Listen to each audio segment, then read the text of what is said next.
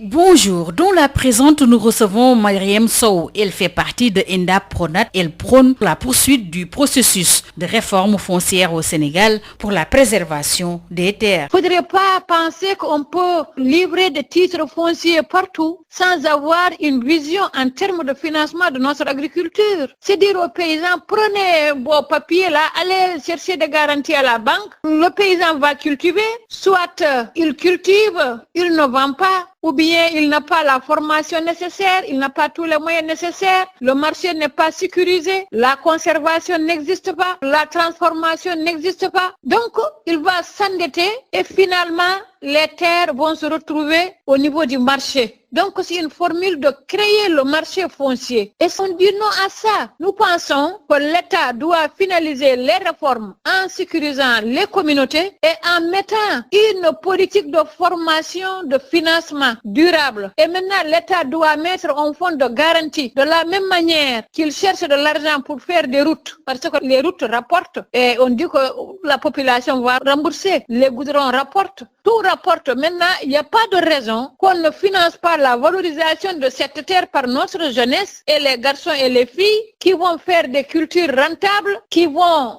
vendre ici au Sénégal et ailleurs avec un marché organisé, avec des systèmes de conservation et de transformation.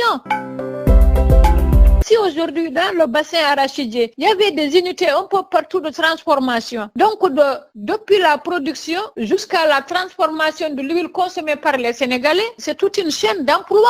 Pourquoi on ne le fait pas? L'eau est la même chose. Arriver à valoriser cet élevage-là en agro-pastoralisme familial, que les éleveurs aussi s'orientent vers la production de leurs aliments de bétail et en même temps valoriser leurs vaches, leur lait, et ça crée des richesses et ça amène un équilibre entre l'urbain et le rural. C'est ça que l'État doit faire et on invite l'État à pousser pour aller vers cette réforme. Il y a déjà des choses qui ont été faites par la société civile, le CRAFS. La commission aussi avait fait des choses, il y avait des éléments consensuels, même s'il y avait des divergences. Qu'on revisite ça, qu'on ne réinvente pas la roue. Voilà, j'invite l'État à aller vers ça et en respectant aussi effectivement l'environnement. L'agroécologie ne doit pas être en reste. Mariam Sow de ENDA Pronat réagissait suite à la restitution à l'État du Sénégal des 80 hectares de Nengueler par Babacar Ngom de Sédiment. Le journal de l'économie, c'est fini. Merci de votre fidélité.